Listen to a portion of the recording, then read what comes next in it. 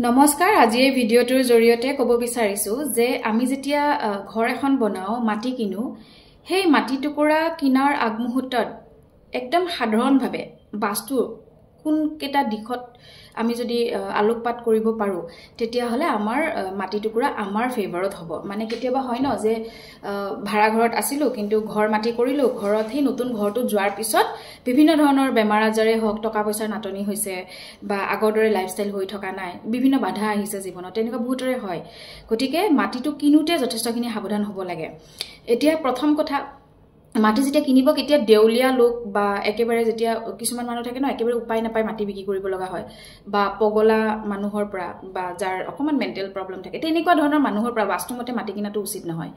আৰু একেবাৰে নদীৰ কাষত বা কবৰস্থান বা মৰিখালি তাৰ ওচৰত শ্মশান তাৰ ওচৰতো একেবাৰে ওচৰত ওয়ালৰ কাষতে হোক তেনেকুৱা ঠাইটো মাটি কিনাটো উচিত নহয় বুলি কয় ইয়াৰ কাৰণ আছে কিছু ক্ষেত্ৰত যিখিনি মাটি আপুনি কিনিব সেই মাটি টুকুৰা আয়তাকাৰ হলে ভাল দ্বিতীয়তে মাটিটো যদি চাৰিওফালে ৰাস্তা থাকেটো খুবেই ভাল নহলেও উত্তৰৰ ফালে যদি ডাইৰেক্ট এটা ৰাস্তা আছে বা পূবৰ ফালে ৰাস্তা এটা আছে তেতিয়া হলেও খুবেই ভাল আৰু মাটি যেতিয়া কিনিব সদায় মাটিৰ দক্ষিণ ফালটো আৰু পশ্চিমৰ ফালটো অলপ ওখ হলে ভাল পূব আৰু উত্তৰতকৈ যদি আপোনাৰ তেনেকুৱা নহয়ও তেতিয়া হলে আপুনি দক্ষিণ ফালটো আৰু পশ্চিম ফালটো আপুনি যেতিয়া মাটিটোত কনষ্ট্ৰাকচন ষ্টাৰ্ট কৰিব তাৰ আগমুহূৰ্তত ওখ কৰি ল'ব পাৰিব মাটি পুতি পেলাই আৰু এইখিনি পিছৰ প্ৰসেসটো হ'ব যে আপুনি মাটি টুকুৰাত যেতিয়া ঘৰ বনাব ষ্টাৰ্ট কৰিব তাৰ দুৱাৰ কোন ফালে দিব মানে মেইন গেট কোন ফালে ৰাখিব দিশ চাই পেলাই বা তাত আপুনি সেপ্টিক ট্যাঙ্ক কোড বহুৱাব কোনখিনি জায়গা খালি ৰাখিব মানে যেতিয়া আপুনি ড্ৰয়িং বনাব ঘৰ এটা বনাবলৈ তাত কিচেন কোন ফালে ৰাখিব এই গুটেইখিনি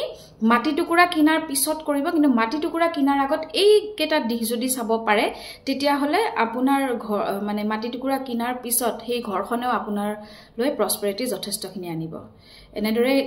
ট্ৰাই কৰি চাওক কাৰণ কি বহুত ক্ষেত্ৰত দেখা পোৱা যায় যে আমি মাটি টুকুৰা হয়তো আয়তকাৰ নাপাবও পাৰো তেতিয়া আপুনি কোনোবা এগৰাকী বাস্তু কনসালটেন্টক কনসাল্ট কৰি পেলাই হে এটা বিধি থাকে আমি বাস্তু মানে কিছুমান দুখ কাটিব পাৰো গতিকে যদি কিবা কাৰণ আপোনাৰ মিলাও নাই নিশ্চয় আপুনি কোনোবা কনসালটেন্টৰ লগত লগ কৰি পেলাই মাটি টুকুৰা সঠিক কৰি ল'ব পাৰে ধন্যবাদ